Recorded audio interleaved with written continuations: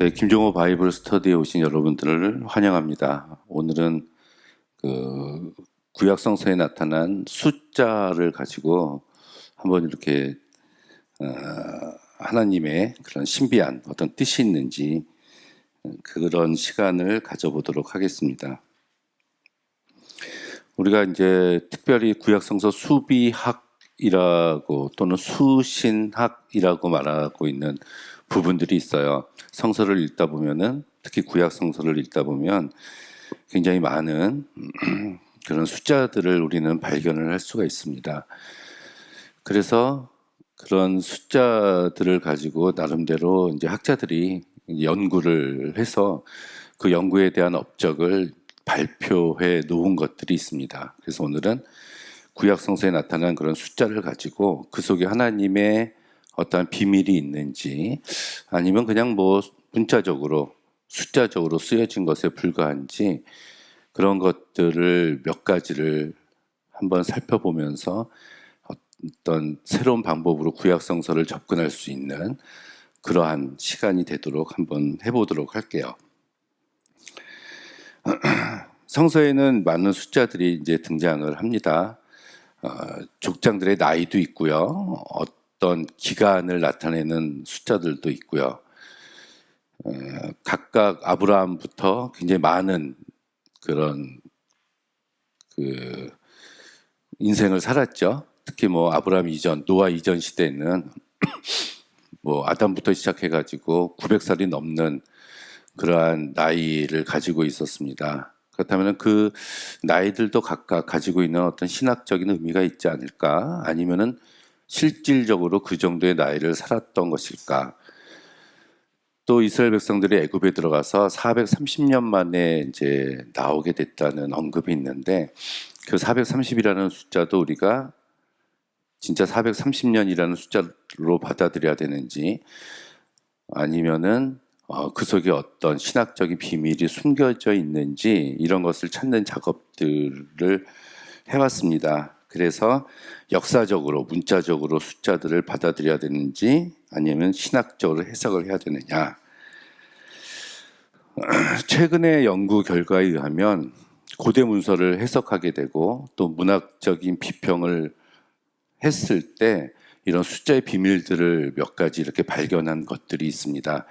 그래서 오늘은 그 비밀들에 대해서 그 학자들이 발견한 그 몇 가지 것들을 한번 살펴보려고 해요. 이것에 대해서 지대한 공헌을 한 그 유대인 랍비 그룹이 있었는데 이 사람들을 이제 카발라 학파라고 부르고 있어요. 여기서 일했던 사람들이 이제 카발리스트라고 우리가 이야기를 하죠. 과학 SF 소설에도 제가 지난주에 읽었던 어떤 소설에도 이 카발리스트가 이렇게 등장을 합니다. 테드 창의 72문자라는 그런 소설이었는데요. 이 카발라 학자들이 구약 성서에 나타난 숫자들을 풀려는 노력을 해왔습니다. 그래서 평생 동안 자기가 연구한 것을 제자들에게 알려주고 죽고 그럼 그 제자들은 그 스승한테 받은 걸 배워서 또다시 연구를 해서 제자들한테 가르쳐주고 이렇게 수세기에 걸쳐서 구약성서에 대한 숫자를 연구를 했어요. 그래서 이들은 구약성서 본문 속에 나와 있는 단어나 낱말 하나하나에도 하나님의 영원한 진리가 숨어 있다. 그리고 그 진리는 숫자로, 수의 체계로 구성되어 있다라고 하면서 어떤 결과물들을 내놓았습니다. 그래서 이 카발라 학파가 주장한 것들을 중심으로 또 이외의 다른 학자들의 노력이 깃든 것들을 중심으로 한번 살펴보려고 합니다. 먼저 우리가 아브라함, 이삭, 야곱, 요셉이라는 사람을 잘 알고 있죠. 이들의 나이에 대해서 한번 재미있는 흥미로운 것을 발견할 수가 있어서 오늘 여러분에게 소개를 해드리려고 해요. 일단 이들이 몇 세까지 살았는지를 봅시다. 아브라함은 175세를 살았고 이삭은 180을 살았습니다. 야곱은 147세를 살았고 요셉은 110세를 살았죠. 이 나이만 이렇게 비교를 해보면 이들 사이에 어떠한 공통점을 우리는 쉽게 발견을 할 수가 없어요. 그냥 이 정도 살다가 뭐 하나님 품으로 갔구나. 그런데 이 카발라 학파들은 이 속에서 놀라운 어떤 법칙들이 있는 것을 발견을 했습니다. 그것은 뭐냐면 175라는 숫자가 나오기 위해서는 이제 다른 숫자들을 조합을 시켜봤어요. 그랬더니 7 곱하기 5 곱하기 5가 되더라. 그렇죠? 5, 25, 25가 7개면 175가 됩니다. 이삭은 5 곱하기 6 곱하기 6을 했더니 180이 나오더라. 5, 6이 30, 3, 6, 18. 그리고 야곱은 3 곱하기 7 곱하기 7 했더니 147이라는 숫자가 나온다는 것을 발견을 했습니다. 요거는 다시 쓰면 7 곱하기 5의 제곱이고요. 요거는 5 곱하기 6의 제곱이 되고 요거는 3 곱하기 7의 제곱이 되지요. 자, 이런 것을 발견을 하고 나서 빨강색이 날 것 같네요. 한번 더 해봤어요. 요 숫자들을 7 더하기 5 더하기 5를 해봤고 요거는 5 더하기 6 더하기 6 요거는 3 더하기 7 더하기 7을 해봤습니다. 그랬더니 더하면 얼마가 나오죠? 17이 나오고 더하면 17이 나오고 5 더하기 6 더하기 6도 17이 나오고 3 더하기 7 더하기 7도 17이 나왔습니다. 자, 곱했더니 3 곱하기 7 곱하기 7 했더니 147세, 5 곱하기 6 곱하기 6 했더니 180, 7 곱하기 5 곱하기 5를 했더니 175가 나왔는데 이 숫자들을 더했더니 17이라는 숫자가 발견이 됐습니다. 그래서 이 17이라는 숫자가 어떤 의미가 있지 않을까? 17 이렇게 생각을 해봤어요. 그리고 또 했어요. 또 한 거는 요렇게 한번 더 해보고 요렇게 한번 더 해보고 이렇게 한번 더 해봤습니다. 그냥 막 해보는 거예요. 이렇게도 해보고 저렇게도 해보고. 자, 3 더하기 6 더하기 5 이렇게 3 더하기 6 더하기 5를 했더니 요거는 9하고 14가 되네요. 그리고 가운데 걸 더 해봅시다. 5 더하기 6 더하기 7 했더니 11, 18이 되네요. 그리고 이쪽으로 더해서 7 더하기 6 더하기 7을 했어요. 그랬더니 7이 14, 20이 나왔네요. 그리고 다 더해봤어요.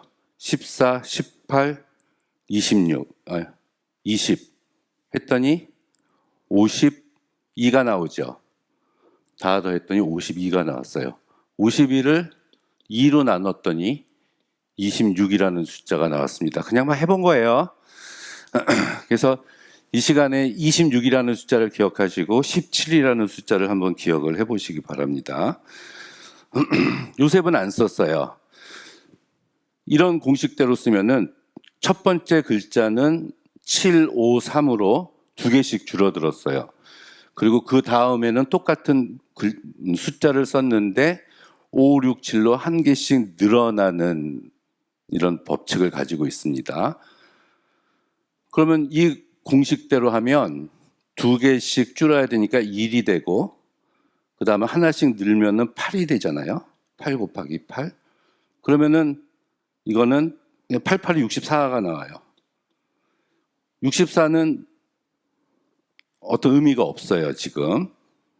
그리고 8 더하기 8 더하기 2를 해도 요거는 얼마가 되죠? 17이 되죠. 자, 1 더하기 8 더하기 8을 했더니 17은 되지만 이거는 17만 될 뿐이지 다른 의미는 없습니다. 그래서 발견한 게 뭐냐면 하나씩 줄어들고 2개씩 줄어들고 하나씩 늘어나는 게 아니라 자, 제곱을 썼잖아요. 이 제곱을 더해보는 겁니다. 그래서 5의 제곱 더하기 6의 제곱 더하기 7의 제곱. 그럼 5, 25 더하기 6, 6이 36 더하기 7, 7이 49. 그랬더니 110세가 나왔어요. 110세. 제곱으로 된 거를 더했더니 이렇게도 해보고 저렇게도 해보고 막 이랬습니다. 근데 이렇게 나온 게 만약에 아브라함이 176세를 살았다거나 이삭이 181세를 살았다거나 야곱이 149세를 살았으면은 이러한 법칙을 발견을 할 수가 없습니다. 꼭 175세를 살아야 되고 180에 죽어야 되고 147세에 죽어야 또 110세에 죽어야 이렇게 더하기 곱하기 해서 17이라는 숫자를 얻을 수가 있고 또 마지막에 26이라는 숫자를 얻을 수가 있어요. 그럼 이제 의문이 생기기 시작합니다. 진짜 이 나이를 살았을까? 아니면은 이런 숫자, 어떤 17이라는 숫자를 만들기 위해서 이 나이를 살았다고 이야기를 하는 것은 아닌가?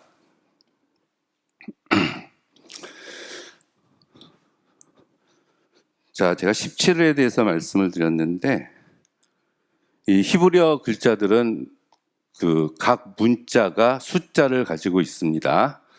우리가 3주 전에 히브리어 자음을 배웠어요. 그때 알렙, 베트, 기멜, 살렛, 헤이 5개 끊고 와우, 자인, 헤트, 테트, 요드에서 5개 끊고 그다음 카프, 라메, mem눈, 사메에게서 5개 아인페, 차데, 코프, 레이쉬에서 5개 쉰신타운은 한 글자 취급한다.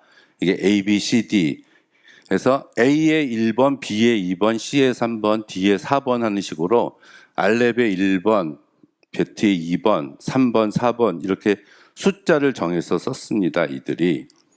그래서 1, 2, 3, 4, 5, 6, 7, 8, 9, 10까지 썼고 그 다음에 11, 12, 13이 아니라 10 다음에 20을 썼어요. 20, 30, 40, 50, 60, 70, 80, 90, 100 다음에 110이 아니라 200을 썼습니다. 그 다음에 300, 400. 그럼 500은 어떻게 해요? 500은 요 400하고 예를 들어서 요 100하고 더하면 500이 돼요. 그리고 고대에는 이렇게 많은 숫자들은 또 필요가 없었어요. 우리가 생각하는 숫자하고 고대인들이 가지고 있는 숫자하고는 틀립니다. 인구 자체도 틀리고요. 고구려 시대 때 적이 산에서 벌떼처럼 내려오고 있습니다. 해서 가봤더니 50명이 내려오고 있는 거예요. 그때는 벌떼처럼 수많은 적들이 몰려오고 있다는 표현이 50명만 몰려와도 그런 표현을 쓸 수 있는 거거든요. 자, 이런 숫자를 가지고 있다는 거 우리가 이제 이거를 기억을 해야 됩니다.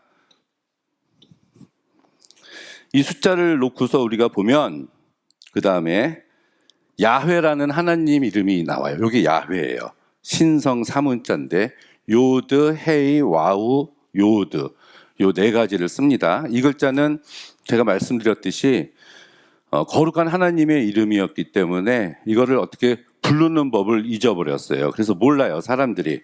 그래서 헬라어 아도나이의 모음을 갖다가 붙였더니 야훼라고 이렇게 발음이 되더라. 아무튼 요 글자들이 하나님을 가리키는 엘로힘이 아니라 엘로힘은 하나님. 요 야훼는 우리가 여호와 할 때 나오는 히브리 성서에 나오는 글자 이 4개입니다. 이거를 요 숫자로 대입을 시켜봤어요. 그래서 요드는 이렇게 10이죠. 여기 요드예요. 그래서 10. 요 헤이는 5예요. 5. 그리고 와우는 여기 6번. 그리고 다시 헤이 해서 5, 6, 5, 10이에요. 더했더니 26이 나오더라 이겁니다. 아까 제가 26이라는 숫자가 있다고 얘기를 했죠. 26. 그리고 똑같이 5, 6, 5인데 여기 요드가 10번째 나타나는데 이걸 문자 수치의 합이라 글자 수치의 합이라 그래서 이 0을 빼고 다시 1만 넣었을 때 여기는 5 더하기 6 더하기 5 더하기 1 하면은 17이라는 숫자를 얻을 수가 있다. 그래서 하나님을 나타내는 숫자가 17하고 26이 된다는 얘기예요.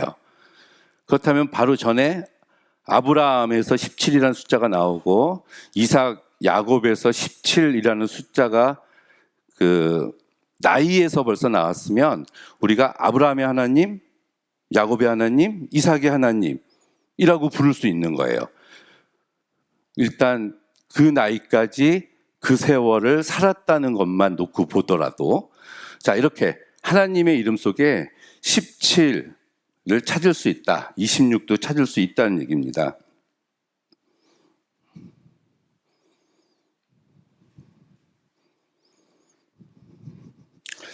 카보드라는 말이 있어. 카보드가 영광이라는 뜻이에요. 영광. 또는 거룩이라는 카도시도 있는데, 카보드는 영광입니다. 자, 카프가 20이에요. 20. 그래서 20. 베트는 두 번째니까 2고요. 달렛은 4예요. 더했더니 26이 나와요. 영광. 그리고 요거 4, 2 더하고 이 카프가 요드 다음에 10번째, 그 다음에 11번째 쓰여졌거든요. 글자 수치합으로. 그래서 11번째 쓰여졌다고 했더니 요것도 4 더하기 2 더하기 11 했더니 17이 나와요. 그럼 영광이라는 이 카보드라는 히브리어 단어 속에도 야훼라는 말처럼 26과 17을 발견을 할 수가 있다는 얘기입니다. 그것은 이 영광이라는 단어는 하나님께 돌릴 수 있는 그런 단어라고 볼 수가 있어요. 하나님께 돌릴 수 있는 단어. 사람 이름이에요. 우리가 이삭, 이츠학을 이렇게 쓰고요. 야곱, 야아콥 이렇게 쓰고요. 요셉을 요셰프라고 써요. 히브리어로. 요 히브리어도 똑같이 숫자를 대입을 해볼게요. 자, 요드는 10이었고요. 요 차대는 90이고, 헤트는 8이에요. 8. 여기 헤트 이게 붙어져 있죠. 그다음 코프는 100이에요. 다 더했더니 208이 나왔고, 그 다음에 야곱은 요드 10, 그 다음에 아인이 70, 그 다음에 코프 100, 베트는 두 번째 더했더니 182, 그 다음에 요셉도 요드, 그 다음 와우가 6, 자, 싸멕이 60, 요거는 페이가 맨 단어 끝에 위치하면은 이렇게 모양이 바뀐다고 했어요. 페이 80 했더니 156이에요. 이것도 얼핏 놓고 보면 208, 182, 156이 어떤 연관이 없어 보이지만 26의 배수입니다. 26 곱하기 8하면 208이고요. 26 곱하기 7하면 182가 되고, 156은 26 곱하기 6이 돼요.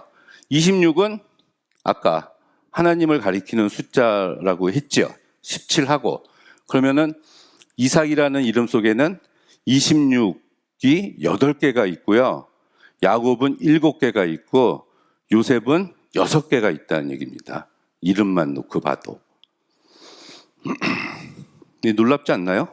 저는 굉장히 놀라운데.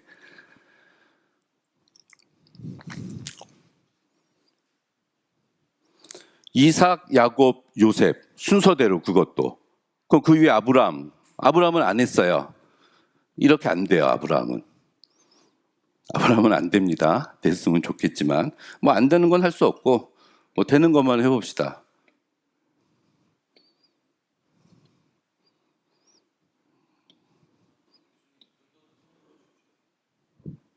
그래요?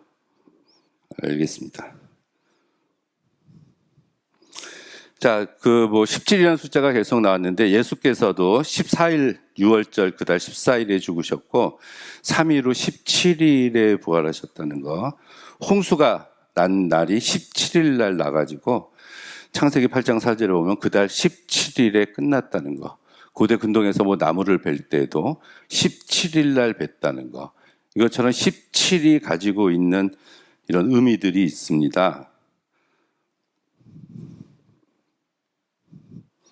조금 더 해볼까요? 이게 파사흐인데 6월절이에요. 6월절. 근데 이 정관사 더가 붙었어요. 정관사 더가 붙어서 파사흐가 됩니다. 왜 노란색으로 변했어요? 또.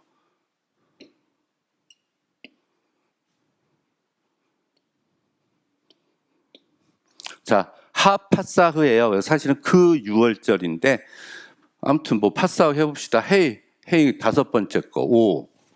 그다음에 페이. 자, 80. 싸맥 60. 왜 노란색이 되는 거야? 해트 8 해서 다 더했더니 153이라는 숫자가 나왔습니다.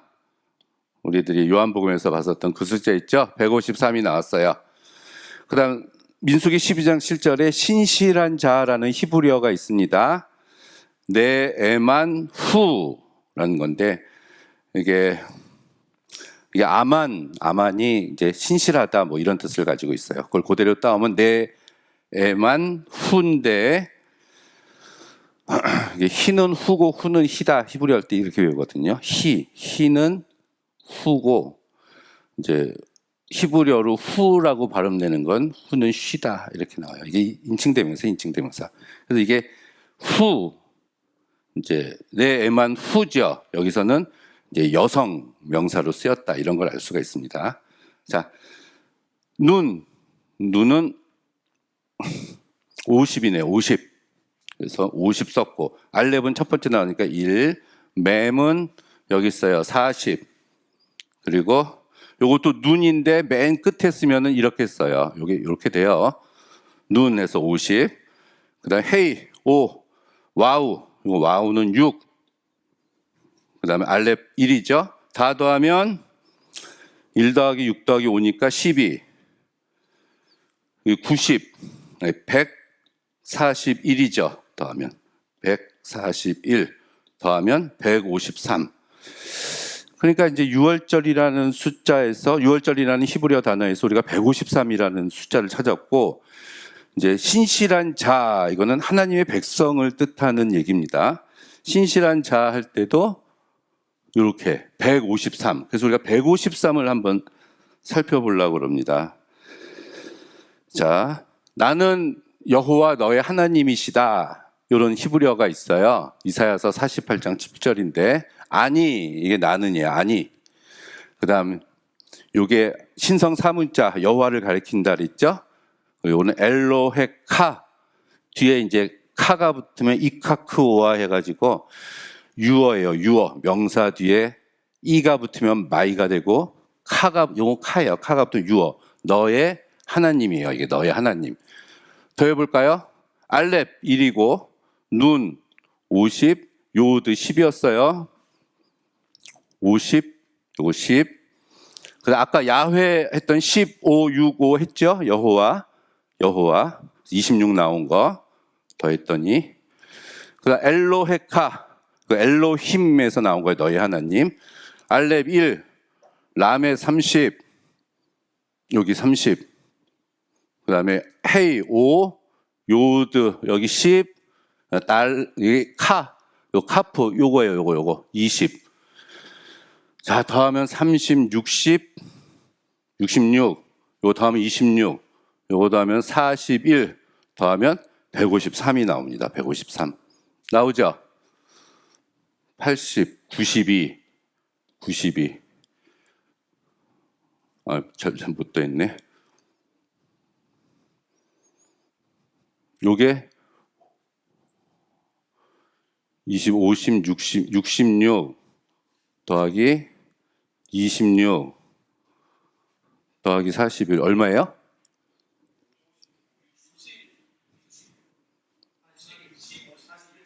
여기 60일 10하고 50 더하니까 60일 그러면 153이 나오죠.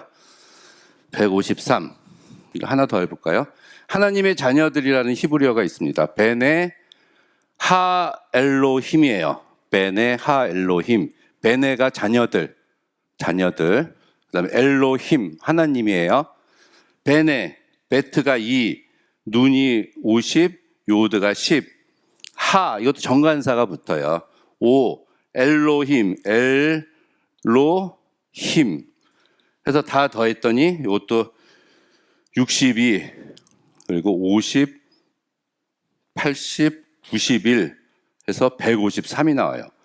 그러면은 아까 신실한 자 그리고 6월절 그리고 난 여호와는 너의 하나님 그리고 하나님의 자녀들이라는 숫자 속에서 우리가 153이라는 숫자가 나오는 것을 알 수가 있습니다. 153이 언제 나와요? 그게 어디예요? 그 요한복음 마지막 장이죠. 마지막 장에 예수께서 오른편에 그물을 내려라. 부활하신 예수께서 디베랴 바다에 갔더니 7명의 제자들이 있는 걸 보시고 내려라 153마리를 잡았습니다. 왜 153마리를 잡았냐는 거지 152마리도 아니고. 자, 예수께서 마태복음에서 처음 베드로와 안드레 그리고 세베대 아들 야고보와 요한을 부르시면서 하신 말씀이 뭐예요? 나를 따라오너라 사람 낚는 어부가 되게 해주겠다 이러고 이들을 데려가셨어요. 그래서 마태복음이 끝나고 마가복음 끝나고 누가복음 끝나고 요한복음이 다 끝나서 21장에 그리고 요한복음 부록인 22장에서 부활한 예수께서 찾아오셔서 물고기를 153마리를 잡게 해주십니다. 아까 153이 뭐였어요?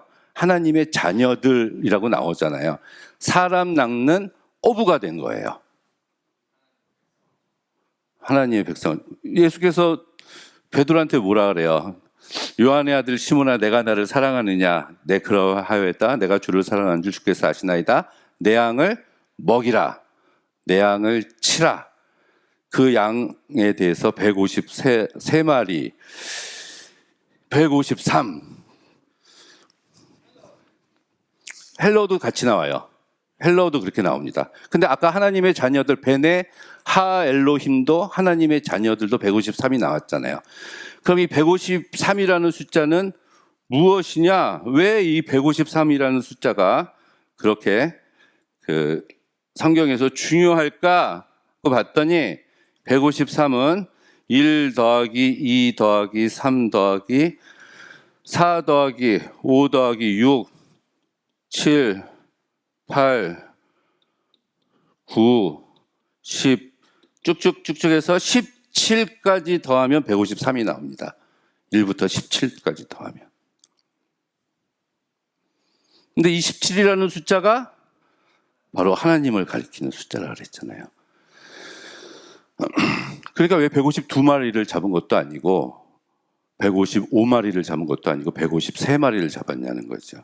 그게 또 어느 주석에 보니까 1은 지구고 뭐 5는 대륙이고 3은 뭐 바다를 뜻한다 이렇게 써놓은 주석들도 있는데 제가 볼 때는 이런 비밀들을 담고 있는 것이 아닌가. 그렇다면은 성서의 저자들이 이거를 예상하고 디자인을 하고 썼느냐 처음부터 아니면 쓰다 보니까 이렇게 됐는가 뭐 하나님이 뭐 해주셔서 이렇게 쓰게 됐는가 하는 그런 문제에 부딪힐 수가 있죠.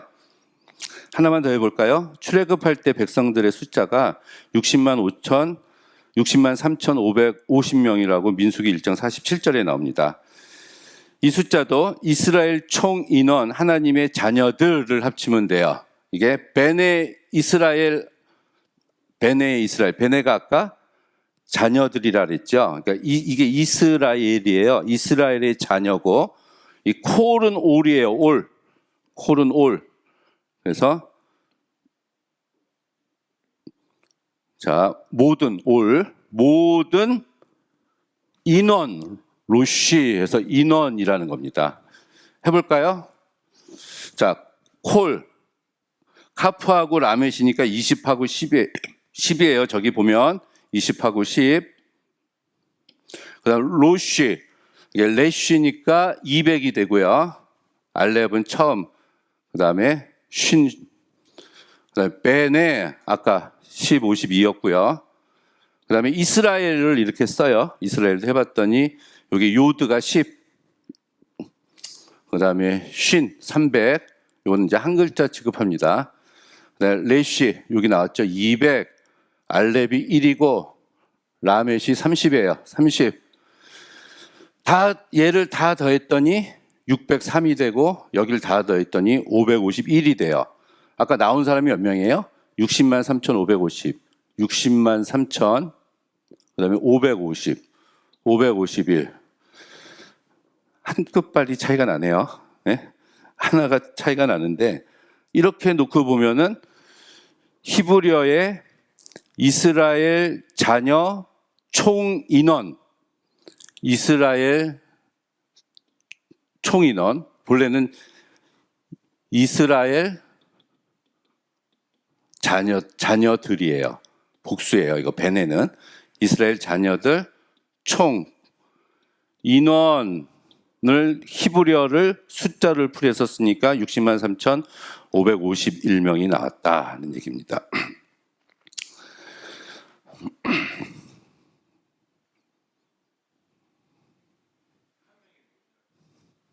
그건 모르겠어요. 뭐 요거 하나 없으면 되는데, 알렙 하나 없으면 되는데, 아무튼 그럼 진짜 이렇게 나왔냐는 거야. 물론 그래서 우리가 출애굽한 백성의 수가 이제 가족들 계수를 했더니 뭐 4인 가족하면 벌써 얼마예요? 4,6이 240만 명에서 뭐 200만 명이 나왔다, 뭐 300몇 명이 나왔다, 이렇게 설교 시간에 막 설교하시고 은혜 받고 막 그러잖아요. 많이 나왔다. 그렇게 얘기를 하는데, 아무튼 뭐 이렇습니다. 60만 3,551명이라는 숫자도 우리가 여기서 찾아볼 수가 있어요.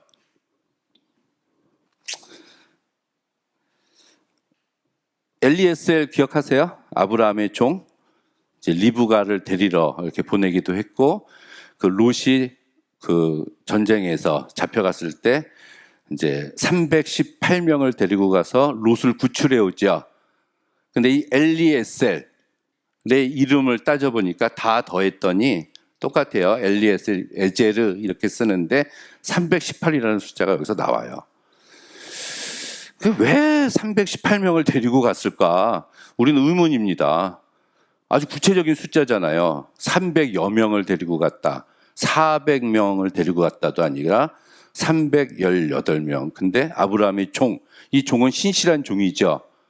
늙은 종, 아브라함이 신실한 종, 오히려 후사가 없었을 때 아브라함에게 자신의 전 가업을 계승시켜 줄 만한 충실한 종이었는데, 그 종의 이름을 풀이해 보니까 318명이라는 숫자도 여기서 나온다. 그렇다면 성서에 쓰여진 모든 숫자들은 우리가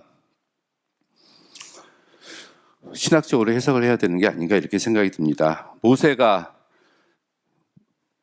이제 궁정에서 40년, 광야에서 40년, 백성들을 이끌고 40년, 사울, 다윗, 솔로몬도 40년 왕노릇 했다고 나오잖아요. 예수님도 40일 동안 광야에서 금식하셨고, 뭐 이스라엘 백성들도 뭐 40년 동안 광야 생활을 했다고 했을 때, 이 40이라는 숫자가 40일이든 40년이든 그것들이 꼭 40을 채운다는 실제적인 역사적인 문자적인 뜻을 가지고 있는 것이 아니라, 어떠한 사건을 하기에 끝마치기에 충분한 시간이라는 의미로, 완전한 시간이라는 의미로 갖고 있는 40이라는 숫자가 아닌가, 이렇게 생각이 들어요.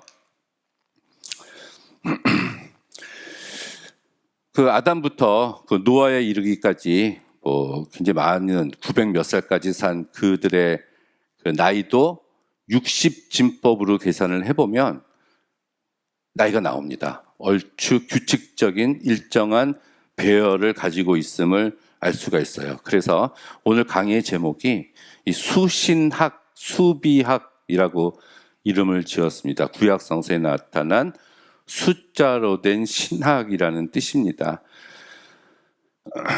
이 목적은 우리가 구약 성서에 나타난 숫자들을 신학적으로 해석하자, 또는 문학적으로 해석하자, 이런 뜻이에요.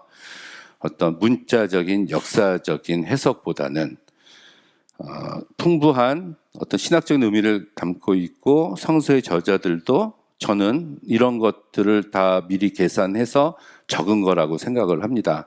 처음에는 그 성서의 저자나 그 저자의 제자들은 다 알고 있었을 거예요. 그런데 시간이 2000년, 3000년이라는 시간이 지나면서 이 비밀을 알고 있었던 자들이 사라졌습니다. 계승이 되지 못했어요. 그래서 중간에 카발라 학파라는 이런 사람들이 나타나서 조금씩 이것들을 밝혀내기 시작을 한 겁니다. 이거는 결코 신비주의적인 것이 아니에요. 게마트리아라고 해서 우상, 구약성서를 우상화시키는 게 아닙니다. 수학이 가장 과학적이라고 이야기를 합니다. 이거는 과학적인 성서 해석 방법이에요. 제가 다른 어느 SNS에 이 수비학에 대해서 올렸는데 아주 극렬한 그런 어떤 한 사람에게서 공격을 받았습니다. 똑같은 내용이에요. 이걸 올렸더니 저보고 이단이라 그랬어요. 이단 아닙니다, 여러분. 그 사람이 무식한 거예요. 성서에 대한 해석을 못하고 있는 겁니다. 이거는 저만 주장하는 게 아니라 이쪽에도 아주 활발한 활동이 벌어지고 있어요. 근데 모르고 있는 사람들도 굉장히 많아요. 구약 학자들 중에서도. 그거는 이제 안타까운 거죠. 그래서 구약 성서의 숫자들은 그 자체가 영적인 의미를 갖는다. 때론 숫자가 가장 과학적이다. 그래서 이 단어 하나하나에, 히브리어 문자 하나하나에 하나님의 영원한 진리가 숨어 있다고 보고 구약 성서 해석의 신비로움을 발견할 수가 있습니다. 그래서 신학적으로 해석되어야 한다는 얘기예요.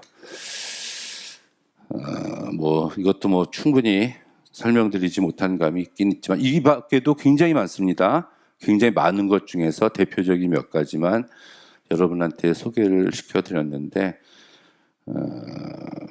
이 강의가 도움이 됐기를 바랍니다. 감사합니다.